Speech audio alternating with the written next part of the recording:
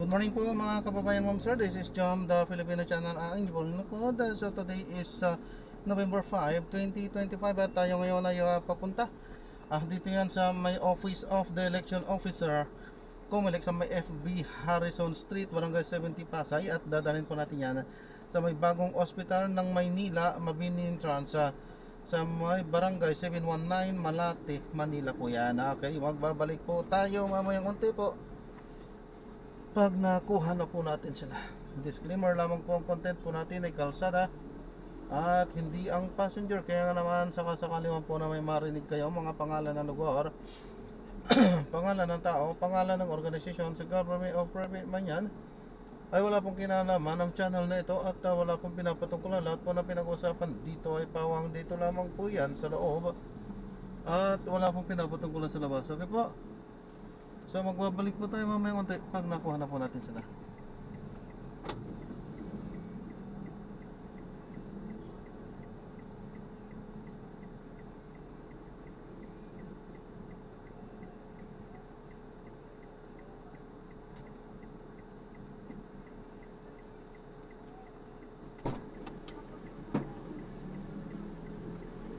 Good afternoon po. Sir JC po.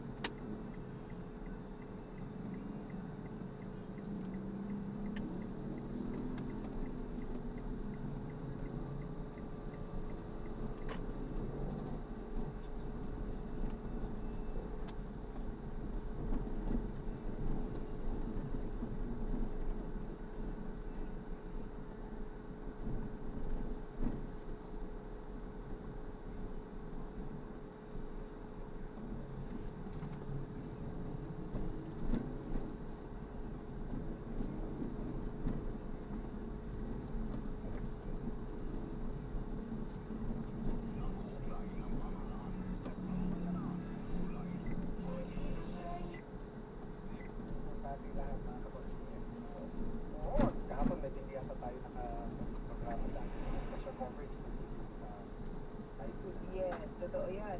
Kahapon, sinusukan natin ang ating special coverage sa Bagyong Tino. Palabas na siya ng bansa at sana tapos na, no? Talagang nakikiramay kami sa mga taong nawala ng mga kabahayan, mga mahal sa buhay. At kung naman sa mga nandun pa rin at kailangan magtrabaho at mag-ayos ng mga gamit, ano po isang mahirap at mahabang proseso yan. As well, moving on pa rin, tuloy pa rin ang buhay. We have how many days to go before Christmas? Ilan nga ba, attorney? Sumabasa? 50 ba to? Totoo? Before Christmas? 57 days before 2026. Ako nga eh. Parang ilan lang eh. kay panibago na naman, ang tanong dyan eh, meron bang na-fix? Meron bang na-check? Oo. So, Oo, kung ano ba nga, meron pang nagawa. Meron pang na-accomplish. medyo matagal ko na yata Continue for 1 kilometer, then turn right off the ramp. Sabi nga nila, ano daw yung consistency daw yan. I'm speaking of consistency, alam naman natin ang pagiging isang magulang o bonggang segue ko, ang pagiging isang magulang ay isang bagay na consistent. Tuloy-tuloy yan, mapasaan ka man sa mundo. Ngayon, may mga pagkakataon na hindi mo nakakasama ang iyong mga anak na ikaw ay nagtatrabaho sa ibang bansa.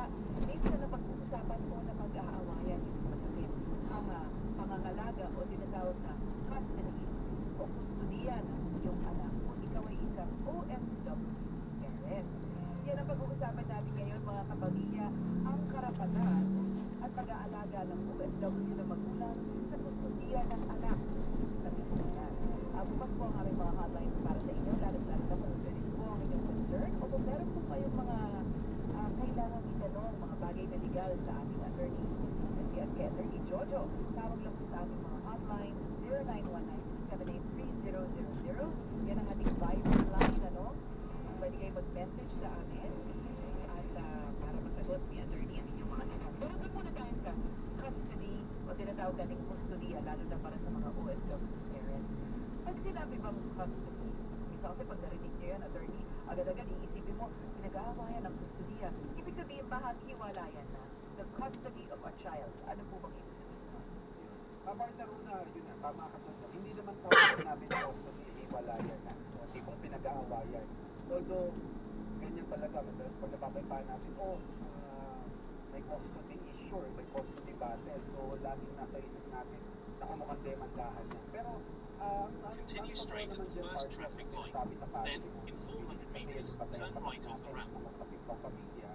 Ang kustudiya naman, ang ibig sabihin niyan, ang nanay at ang tatay ay may karapatan sa kustudiya ng kanilang anak o mga anak. Kasama yung partner doon sa kanilang obligasyon at masasabi natin na privilege na rin na magkaroon ng parental authority sa kanilang mga anak.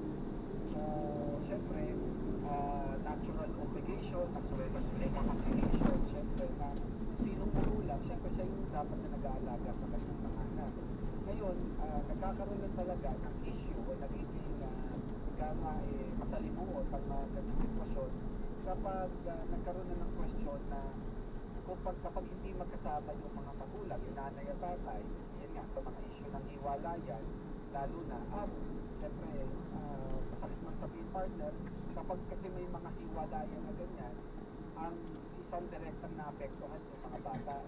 Ayan, kung kanino mapupunta, halimbawa, maganda sana kung mapag-uusapan yan, which is actually the best solution, pag-usapan na lang, dahil ang nakasalalay dito yung best interest, yung kabutihan ng kabataan, hindi naman sila parang ping-pong ball, no? Oo, na pabalik-balik Na kung saan ang nanay, sabihin na nanay, sakit ka. Hindi, sabihin na tatay, hindi, sakit ka. Ang pinag-uusapan dito lagi partner ng batas, at kahit mapunta sa umuman yan, hindi yung karapatan ng nanay o tatay.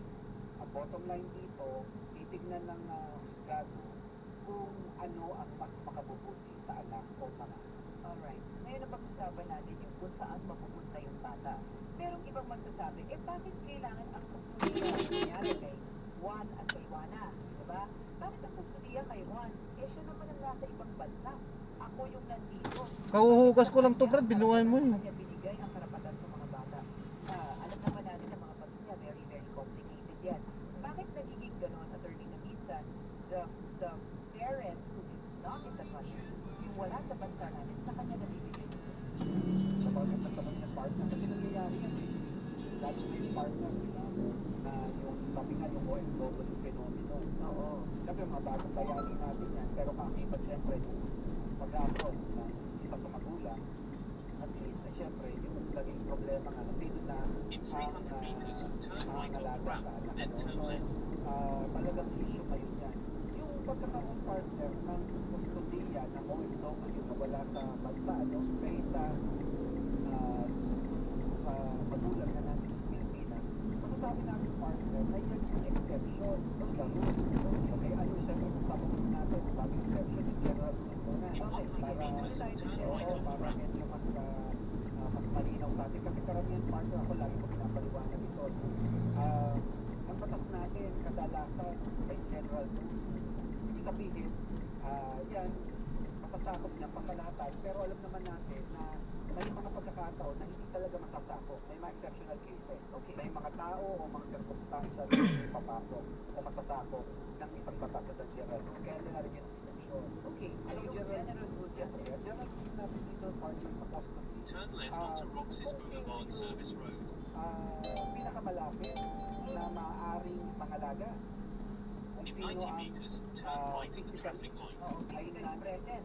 physically present, nandyan. Oo. At kung wala naman sa mga diskwalifikasyon, yan ang general rule. Siya ang magkakaroon ng kustodiya. By the way, partner, ang kustodiya, custody, mahati sa dalawa. Ibig sabihin nun, custody talaga ang tawag doon In sa mas 60 maraming meters, oras. turn Kung right at the kanino traffic mapupunta light. talaga, nagpapagdaling isang araw, kapag napunta halimbawa sa nanay, ang 5 days na custody, siya yung mas malaking custody sa bata, mas mananatili sa kanya. So generally, tawag doon custody.